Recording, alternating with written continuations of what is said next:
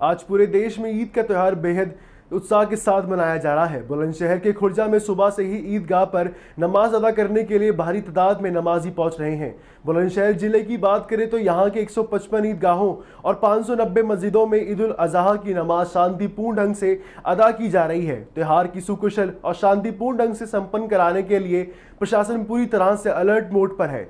जमीन पर ADM, SP देहात, एसडीएम और सीओ भारी पुलिस फोर्स व पीएसी बल के साथ खुद मोर्चा संभाले हुए हैं, तो वहीं आसमान से चप्पे चप्पे पर ड्रोन कैमरे के जरिए पैनी नजर रखी जा रही है। प्रशासन ने सभी नमाजियों से अपील की और सौहार्द और शांति व्यवस्था बनाए रखते हुए त्योहार मनाने की अपील की है। देखिए हमारे सहयोगी प्रदीप पंडित की एक खास रिपोर्ट।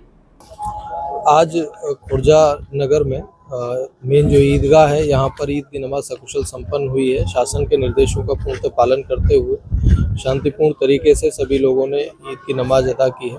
पर्याप्त पुलिस व्यवस्था एवं प्रशासनिक व्यवस्था यहाँ पर रही और ये त्यौहार सकुशल संपन्न हुआ है। किस तरह से लोगों से अपील करेंगे? लोगों से यही अपील है कि अब यहाँ से जाने के बाद जब वो कुर्बानी करेंगे तो उसका जो वेस्टेज है उसको प्रॉपर डिस्पोज करें, कहीं खुले में न छोड़ें, सार्वजनिक स्थानों पर कुर्बानी न करें, सोशल मीडिया पे किसी प्रकार की कोई अनर्गल पोस्ट न करें, अफवाहों से बचें, किसी प्रकार की अफवाह पर ध्यान न दें। कोई समस्या यदि आती है तत्काल पुलिस को सूचना दें।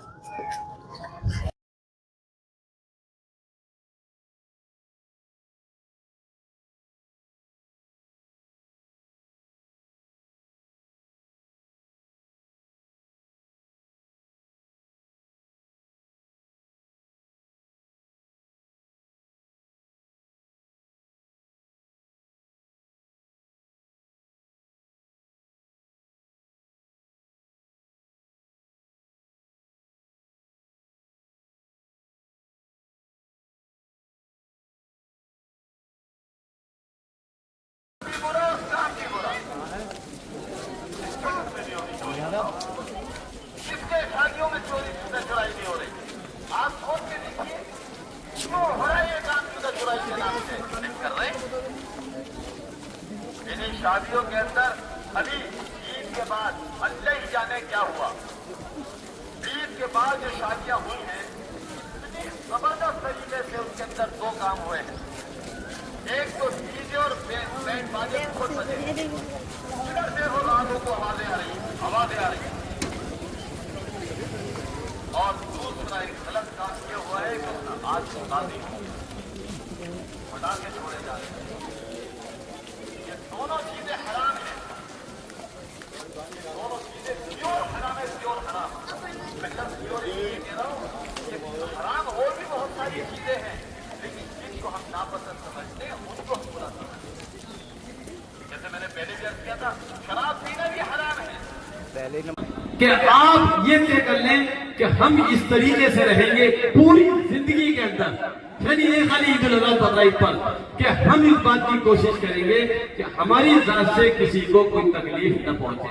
अल्लाह से दुआ कीजिए, अल्लाह ताला सबको अमल की तौफीक अता फरमाए। व आखिरु दावाना अनिल हम्दुलिल्लाहि रब्बिल आलमीन।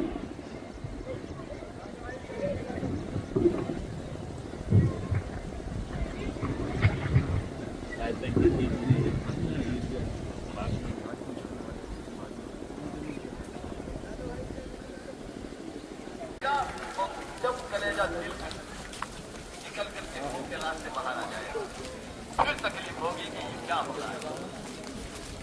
इसलिए भाई दोस्तों, अपने बच्चों को किसी तरह चोरी है, चोरी करना नाजायज और हराम है। लेकिन मैंने बताया था, हम लोग रस्म और रिवाज के अंदर ऐसे गिर जाते हैं कि बाद मतलब चोरी करने को अच्छा समझने लगते हैं।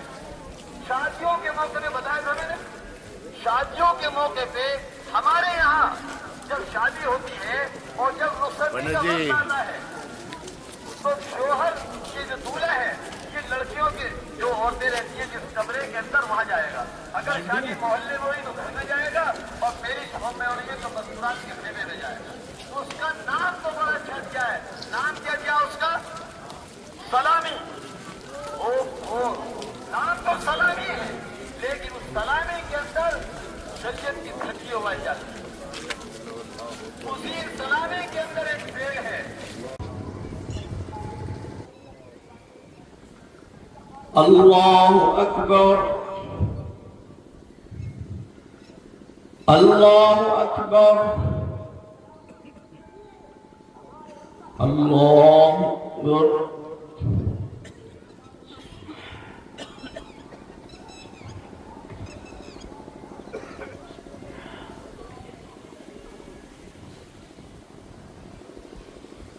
سمع اللہ لمن حمدہ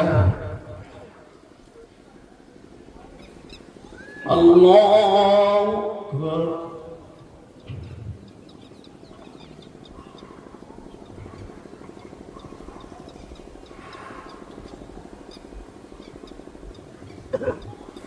اللہ اکبر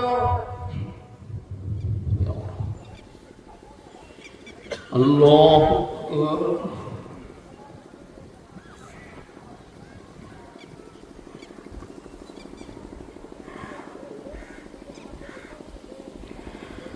اللہ اکبر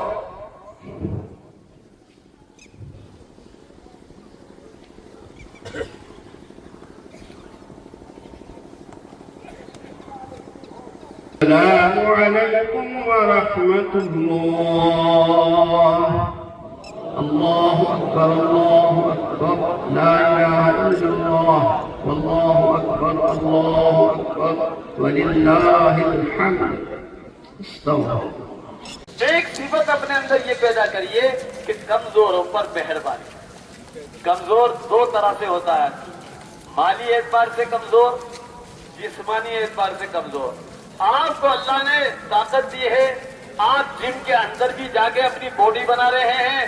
ایک کمزور سا بیچارہ آدمی ذرا اٹک گیا, آپ نے اس کی ٹھکائی کا ڈال دی, دل کا بھی کمزور بیچارہ.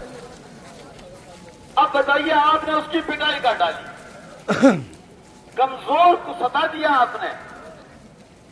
آپ چاہے کتنی طاقتور بن جائیے, سب کچھ کر لیجئے, لیکن اس بات سے ڈریے کہیں ایسا نہ ہو کہ آپ حسن خاتمے سے آپ کی زندگی الگ ہو جائے. موت کے وقت ایسا نہ ہو کہ آپ کے اوپر سختی ہو جائے. اللہ آپ کی موت کو آسان کر دے. آپ کے لیے ضروری ہے کہ رزقم بالضعیف, کمزوروں پر مہربانی کریں. ایک آدمی غریب ہے, آپ اس کی اعانت کی. پہلے آپ نے جو بزرگ حضرات بیٹھے ہیں یہ جانتے ہو, لوگ بہت خدمت کیا کرتے تھے. کوئی ذرا سا بیچارہ بوڑھا آدمی ہے تو اس کو سڑک پار کرایا کرتے تھے. آج کوئی جلدی سے کسی کو سڑک پار کراتا نظر نہیں آئے گا, ہے ہی نہیں کسی کو فکر کسی. کوئی ضعیف آدمی جا رہا ہے, آپ بائک پہ اکیلے جا رہے ہیں, کوئی بیچارے بزرگ جا رہے ہیں, آپ کی سیٹ خالی پڑی ہے, آپ کا پیٹرول اتنا ہی خرچ ہوگا اگر آپ اس کے اوپر پیچھے بٹھا لیں گے کسی کو, غریب کو یا کسی کمزور کو, آپ کا کیا بھائی یہ بھی کاروبار ہے. جیسے ایک آدمی 1,00,000 روپے کا سامان لاتا ہے اور 1,10,000 کا بیچ دیتا ہے, ہم بھی ایسے ہی 1,00,000 روپے کسی کو دیتے ہیں, اس سے 1,10,000 لے لیتے ہیں. تو آپ اس کو سمجھ لیجئے اللہ تعالیٰ نے اس کے اندر ایک فرق بیان کر دیا بس. آپ کی سمجھ میں آتا ہو تو, نہ آتا ہو تو.